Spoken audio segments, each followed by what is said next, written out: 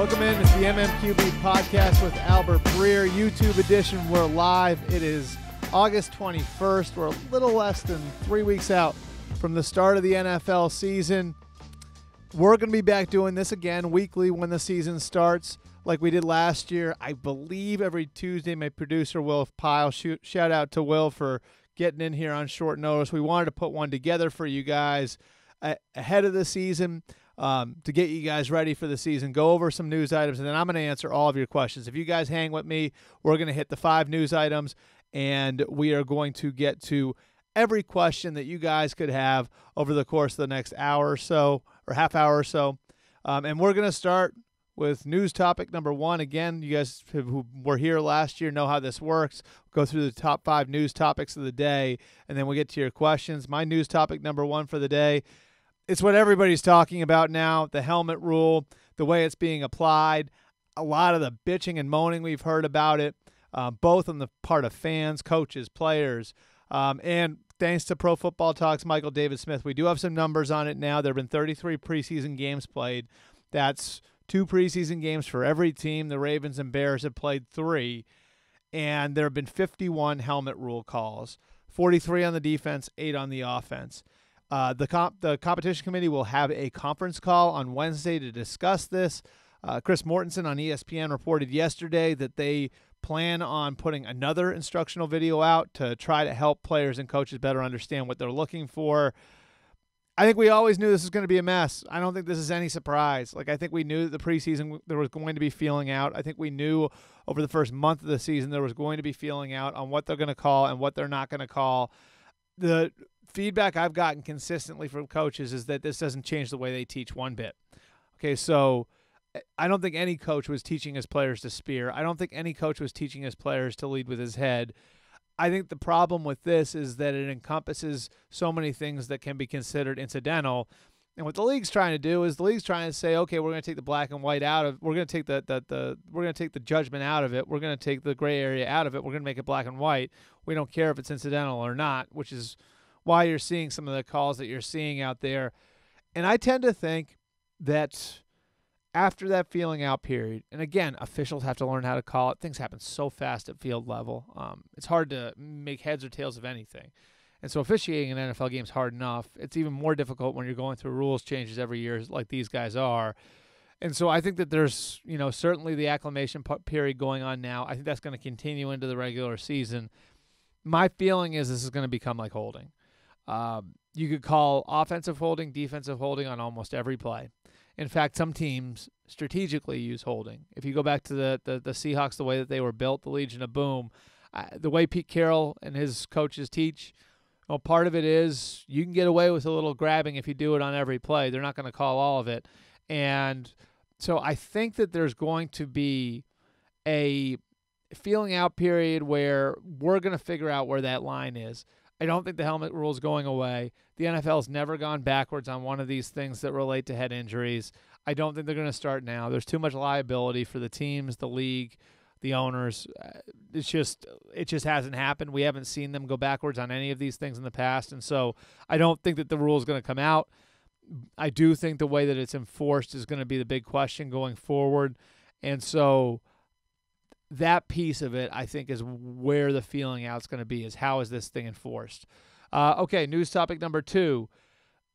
Andrew Luck played in a second preseason game last night. That was on national television. The Monday night crew was there. Luck took on one of the better defenses in the league in the Baltimore Ravens. After the game, he said he was happy just to be sacked. He was happy to be hit. And that was sort of the feeling I got from him when I talked to him a couple weeks ago, that he really felt like he had to get knocked around a little bit, and that was going to be important. It's obvious, but it was also something that was on his mind. And so I do believe him when he says that. He looked uneven last night. I don't think there's any question about that. There were plays where you could see the rhythm that he'd had in the past wasn't quite there. And if you look at the box score, it shows up there. 6 of 13, 50 yards, an interception. There were times where he took sacks where it looked, I think it was Smith from the Ravens, took him down in the backfield, and it looked like his timing was a little off. It looked like his rhythm was a little off. it looks like maybe he's not feeling it the same way, and that's to be expected. He's been away for 2 years. And he was, again, playing against a starting defense, a defense that's promises to be one of the better defenses in the league, and a first-year coordinator in Wink Martindale, who's going to be really aggressive. And so I think we've got to give Andrew Luck time, and I think these preseason reps are really important for him. And if I'm the Colts, if I see this again in week 3, I'm probably going to throw him out there in week 4 because I need to get him as close to the rhythm and timing that he's going to need to function at a high level in the NFL as I can before September 9th. So, look, I mean, I thought he threw well in practice. I thought he threw pretty well in the first game. His protection was really good in the first game, better than it was here. Got knocked around a little bit, and you see the rhythm and timing issues that he's working through come out. So I think that he's going to take some time to get that piece of it back, and that happens at a different rate for everybody. Again, it's been a long time since he's actually been in a football game. So I'm interested to see how all of that plays out. I'm interested to see how long it takes. And I think because that still appears to be an issue, we're going to be like I think it makes sense for them to play him deep into the third preseason game this week, and that's against the San Francisco 49ers. And then if you don't feel like it's fully there, I'm not against throwing him out there against the Bengals for a series or two, just again to kind of build up his rep count. Okay, number 3, Jalen Ramsey back at Jaguars practice. He's coming off a suspension. Of course, he was involved in what was a messy Sunday at Jaguars training camp. I was actually there that day. I missed the Jalen Ramsey portion of the entertainment, but earlier in the afternoon or earlier in the morning, you had Yannick Ngakoue and Dante Fowler engaged in a little bit of a Donnybrook. Jalen Ramsey was in the helping break that up. Then after practice, coming off the field, you saw him confront a reporter about recording the whole thing. And this is interesting to me because I think that there's a balance that Doug Marrone's trying to strike here with his team that is challenging.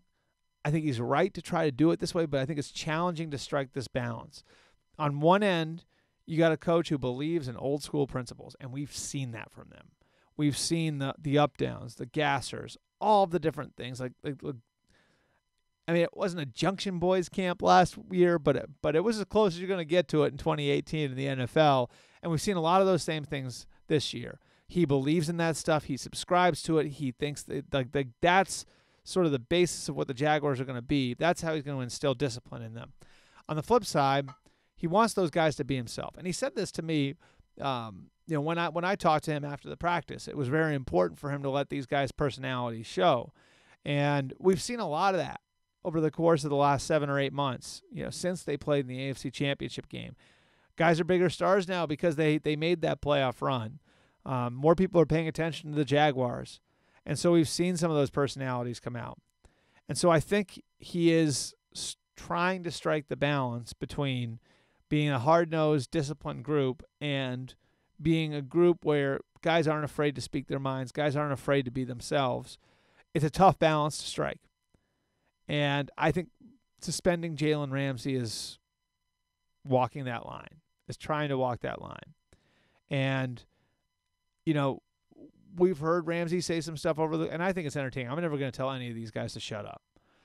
But, I think you can see where, that team is starting to feel good about themselves. Those players are starting to feel good about themselves. They're carrying themselves like a championship team. Like they're carrying themselves like a team that's accomplished a lot. And I think that one of the challenges in letting the players be themselves for Marrone is making sure that stuff doesn't spin out of control. And so to me, this is almost an opportunity for Marrone to send a warning shot to his players, to say to them, look, you guys can be yourselves. It's up to you to find that line. Like, we're going to try to define it for you. We're going to tell you, you have to know the difference between right and wrong. You have to know when things are boiling over. You have to know when you've gone too far. And so be yourself, but also keep in mind that things that you say, things that you do could affect the other guys here. And so I thought it was an interesting move by Marrone. We haven't got any indication that Ramsey's upset about it, Dante Fowler either for that matter. And so just an interesting kind of thing to monitor, because you remember the Seahawks 4 or 5 years ago where they were as a team, and where, you had all the big personalities, you had all the talent in the room, and you had a coach who was going to let them be themselves. And it worked at a very high level for a long time. But there was always that feeling like it could boil over, it could boil over, it could boil over. I think that's part of what Doug Marrone is managing. Okay, news item number 4. The Bills named Josh Allen their starting quarterback for their third preseason game, all-important third preseason game against the Cincinnati Bengals. That one will be on national TV on Sunday night. I believe Josh Allen's probably going to be I'm going to take the probably out of it. I believe Josh Allen's going to be the starting quarterback in week 1 for the Bills. I think the biggest thing you see with him is progress. It's not the big arm. We knew he had that. It's not the athleticism. We knew he had that. We're seeing a player who is taking the coaching and applying it in a game setting. And I don't think there's a better example of that than we saw at the end of the first half in the last preseason game, where you saw him move in the pocket, reset, and then put the ball right on his receiver in the back of the end zone. His footwork was a little bit of a disaster coming out of Wyoming. He needed to be reworked. Jordan Palmer worked with him on that in the lead up to the draft, and I know Brian Daboll and the offensive coaches have done that in Buffalo. And I think what we're seeing, again, the high Wonderlic score kind of comes in here too. A guy who can take the lessons and apply them and take what he's being told and put them to work right away. You're seeing a guy who's able to learn maybe a little quicker than people anticipated, because that was a concern with him, was there wasn't a lot of progress from 16 to 17. Like, he didn't evolve much as a player from 16 to 17. And so I think it's massively encouraging that you're seeing some of that going into his first year in the NFL, before his first year even starts in the NFL. And so because you've seen that progress, I think the Bills can have confidence that the progress is going to continue, and he's going to continue to take steps. And it's probably worth throwing him out there and getting him the game reps. And what's really interesting about this and the other 4 quarterbacks that won the first round, we talk a lot about criticism of guys going into the draft, and is this fair, is that fair? And we overanalyze all of them. Okay, this was supposed to be a generational quarterback class at this time last year. That's what everybody was talking about. And then somewhere along the line, they became overrated. Well, I think they were properly rated. And not only were they properly rated, I think we pretty much had every one of them right. Baker Mayfield, great instincts, feel in the pocket, accurate. What have we seen early in the preseason? All those things. Sam Darnold, he can be a little loose with the ball, but he plays fast, he moves well, he's accurate. What have we seen in the preseason? All of that. Josh Rosen looks like he was born to throw a football. Very natural throwing motion. Sometimes he takes too many hits. What have we seen early in the preseason? Exactly that. Josh Allen, big, strong, athletic, can put the ball wherever he wants. What have we seen in the preseason? All of that. And then Lamar Jackson, who everybody watched last night. What have we seen from him? It's exactly what everybody was saying. Accuracy issues. He's inconsistent with the ball. Sometimes it looks great. Sometimes it doesn't come out great, but he's got off-the-charts athleticism. It's everything that the scouts were telling us was all pretty much right. All that stuff was pretty much right. And so that part of it has been interesting to watch. And, again, I think, with each of them, you're looking for progress there. And I think we've seen it with Darnold. We've seen it with Allen, and we've seen it with Mayfield. Rosen, I think, has been a little harder to see just because he's been playing in front of some shoddy offensive linemen or behind some shoddy offensive linemen. And then with Lamar Jackson, I think we've seen again, like, the inconsistency as a passer. Finally, fifth news topic, and we're going to get to your questions here in a second. The trade market. This is a big time of year for trades. And I'm going to explain to you guys why I think it's going to be difficult for the Raiders to move Khalil Mack and for the Jets to move Teddy Bridgewater, because to me, those are the 2 big names out there. Look, I think Teddy Bridgewater is one of the great stories in the NFL this summer. He looks awesome. The Jets are happy with him. There are people on that coaching staff who want to start him. It's everything you would want out of a guy coming back from just an absolutely devastating knee injury, you're getting from Teddy Bridgewater. He looks like he did 2 years ago. Like, could wind up being a top 20 quarterback in the NFL. Here's the problem. Where's he going? If you look across the NFL, this is probably as stable as we've had it at that position in a long, long time. Like, take it back a year. We knew the Jets were going to need to draft one. We knew the Browns were going to need to draft one. Carson Palmer looked like he was sort of on his last legs, so you knew the Cardinals were going to be in the market for one. The Bills had loaded up with all those draft picks. They were going to take one. I don't know that there's a single team in the NFL right now where you'd sit there and you'd say to yourself, that team needs a quarterback so bad that we're going to see them either take one in the top 5 or move aggressively up to get there to get one. There just isn't one. And I looked at this a couple of weeks ago. Every NFL roster has either a quarterback making $16 million per year or more, or a first-round pick they brought into the league on their roster, except one. And the one exception is the Dallas Cowboys, who have Dak Prescott, who they drafted in the 4th round. So every single team in the league has either a veteran on their roster making $16 million per or more, or a guy they drafted in the 1st round. I think the NFL is as stable as it's ever been at the quarterback position, and I think that makes it difficult for the Jets to trade Teddy Bridgewater. Because if you're not going to start him now, and he's going into a contract year, and he probably won't re-sign with you unless you make give him some sort of assurance that he's going to start in 2019. Like, why would you give up draft capital to go and get him? So that's the problem. It's not that he's not worth a 2nd or 3rd round pick. I think he absolutely is. There's just, it's almost like you're going to need another catastrophic injury for there to be a team out there that'll make that move because the league's so stable at the position. And look at Tyrod. Tyrod was, to me, like, that will be the comp. He got the Browns got a high 3rd round pick for him, and I think Teddy's probably at his peak a better player than Tyrod.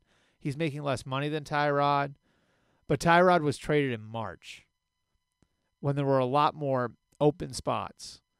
And I think in the time since, we've come to a place where the NFL is very, very stable at quarterback. Finally, Khalil Mack. My understanding is that the teams that have called the Raiders about Khalil Mack have been met with a pretty much a flat no. And I think it's going to be difficult for the Raiders to get value for this reason. Again, it's contract related. He's going into a contract year. If you're going to trade for him, you want him signed to a long-term deal. And so, for a trading team, you're not only going to have to be willing to give up a 1st-round pick and then some, but also you're going to have to be willing to shell out probably, $21, $22 million per year fully guaranteed. Now, some people might say, oh, you can franchise him. Is he going to report? Like, if you trade for him and his contract situation isn't resolved, is he going to report? So, because he hasn't. So how can you? It's just, to me, I look at the whole thing, and it's a lot for another team to give up. It's not just the picks; it's also the money, and it can be very, very difficult to find a trade partner under those circumstances when the team getting the player doesn't have any contractual control over him. He's got 1 year left, so if you trade for him, you're trading for 1 year of him, a guy who might not report unless you're willing to give him a market-shifting contract. Okay, so those are the 5 news items for the week. I'm happy to answer anything on that, anything on anything else. I see about 100 of you guys are left, so thanks for hanging out. I'm going to answer every question that you give me now, and then we'll wrap up. Anything you guys got? Alshon Jeffrey update. I don't think that he's any sure thing to play in the first month of the season or so. To me, it's being careful and being judicious with the players there. They feel like they've got a very deep roster. They've got good players across the board, and so they're going to be careful with all of them. Any news on Dez? That's from Brian J. Lafort. I think part of the issue with Dez right now, again, up until now at least, was rejiggering his expectations. I think he's done that. Like, a lot of players get to a point financially, get to a point, and like on the field where they're used to making a certain amount of money, they're used to a certain role, and when you wind up with when you wind up getting cut, that doesn't change like your expectations for what it's going to be. And so I think for a lot of players, they get in that situation. You remember Adrian Peterson sat in the market forever last year. Part of it is, all right, I've got to kind of reassess what my value is to everybody else around the NFL. And maybe it's not what it was 2 or 3 years ago. I think Dez has come to grips with that. It's just now you got to find a team that's willing to live with some of his deficiencies, which is, can he run routes? Does he have the head to pick up your offense in short order? And is he going to be a disruption? Those are the questions. So I'm excited to see what that looks like on Hard Knocks, though. Any more questions? Did John Elway break the gag order? That's a fair question. I'm not sure about the legality of that. Will the Ravens trade seek value for RG3, but Jackson not ready as a backup for Flacco? I think it's going to be hard to get any value for RG3 right now. I like the work he's done. He looks okay, but I don't know unless you're willing to flip him for a 5th or a 6th or a 7th round pick. I just and the other thing is, like with him, it's you're going to have to run a certain type of offense for him. And generally you don't do that with your backups. Please greet me, Kevin from the Philippines. Hey, Kevin, what's up? What else we got? We got some more questions. 49ers need a pass rusher bad. Do you think they stand pat or make a move? I think they stand pat for now. Do you think the Giants give Odell a new deal before week 1? I think there will be work done towards a new deal before week 1. I think it's a challenging deal to do because, again, you've sort of got this game of musical chairs there. Aaron Donald, Khalil Mack. There's going to be a resetting of the market at some point for non-quarterbacks. That hasn't moved in almost in 3.5 years. I mean, Sue got his deal. Von Miller basically got the same deal as Sue. And we haven't seen the top end of the non-quarterback market move in a long time. In fact, Matt Ryan's making $30 million a year. So quarterbacks broke that barrier before everybody else broke the $20 million barrier. So I think Beckham and Donald and Mack are sort of in this game of chicken, like who goes first. That's part of it. Well, Mack less so because there's been less talks there, but all three of them are kind of in the mix to be that guy who resets the market. And I'll take any more questions that you guys have. There's still a bunch of you here. Your pick for surprise team, that's always a tough question to answer because there is so much parity in the NFL. People aren't surprised by much. I think the Bears are going to be competitive. What do the standings look like in the NFC East after Week 17? I personally think the Cowboys are probably the second best team. I think they're constructed a lot differently than they were. And I think their defense is going to be pretty good. Like I think Chidobe Awuzie, they think very highly of him at corner. Jalen Smith looks like he's taking another step forward in his rehab. Van Der Esch has been able to kind of assimilate quickly. They feel good about their pass rush situation. I think that defense could be sneaky good if they're okay at safety. And I think offensively that means they can kind of morph into being Zeke Elliott's offense. So I think that Cowboys are in a little bit of a better spot than people think. Through preseason week 2, what's your confidence level in the Patriots receiving core defense? I think the receiving core is a big question mark for the first 4 weeks of the season. I think once Edelman comes back, they'll be okay. I still have big questions about the front seven. What would give you optimism from the other night is that you saw guys who really weren't contributors last year playing big minutes and doing impressive things. Derek Rivers, Adrian Claiborne, Jawan Bentley, so there's some hope there. I saw a question about the Jets and Dante Fowler. I certainly think the Jets are poking around looking for edge rushers. It's the one spot on their defense that they feel like does need to be addressed. Like if Mack were available, I think that they would be in the Mack sweepstakes. I think, they're being creative about trying to find some sort of edge rush help. Favorite rookie outside of Saquon, it would have been Darius Geis. Outside of Saquon, the guy I heard, the guy that I heard spoken about most highly would probably be Nick Chubb in Cleveland. They really like him quite a bit.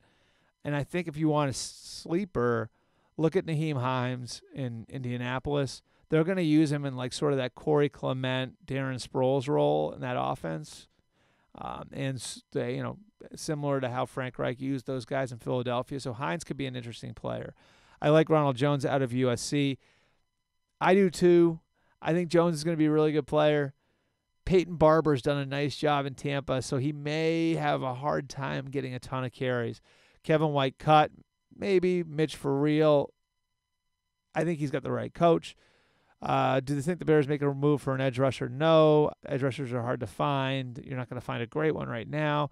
Who's supposed to be helping prop up Blake Bortles now that Allen Hurns and Robinson are gone? I'll tell you what, the Jaguars think a lot of their young receivers. They've got, I believe it's 5 guys that are going to make the team that run 4.4 or faster, which is pretty staggering. And I could take you through the names if I can remember all of them. Keelan Cole, Dante Moncrief, Marquise Lee, D.D. Westbrook.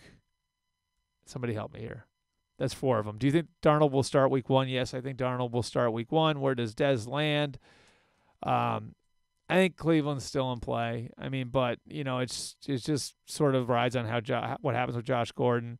I do think that there was an issue there with them with the whole not calling him back thing. Thoughts on the Ohio State situation? I knew I'd get asked this. My thoughts on the Ohio State situation, I just want my school to do the right thing. I'm not making any sort of declaration because I don't know what happened. There's a lot of stuff involving people's, a marriage there. I don't know what happened. I don't know if it was handled properly or not, but I do want my school to do the right thing. I think a lot of people out there, one thing I've noticed is a lot of people just want the guy fired. I would like to know what really happened. I don't know if we'll ever hear the full truth on that. Is that it, guys? Because we're 26 minutes in now. What hair gel do you use? I'm a gel guy. I use Crew Fiber. So that's a good one to finish it on, right? All right, I appreciate you guys coming out. I want all your feedback. So let me know what you guys think of the YouTube podcast. We're going to keep this going during the season. Just wanted to pop in here just because I'm in New York and do one. So shout out to Will Pyle for coming in on short notice and putting this together for me. You can check it out later in the day on YouTube. I think it'll be on iTunes too. And always remember to check out this podcast, both this version and the version that pops later in the week. That is a more traditional podcast. Also the MMQB 10 Things podcast. And you can hear us. You can hear them on Spotify, Stitcher, TuneIn, Google Play, Apple Podcasts, wherever you guys get your shows. We'll be starting this for real soon, every Tuesday. I'm expecting all of you guys to be there. Until then, let me know what you think. We'll adjust as we see fit, as you see fit.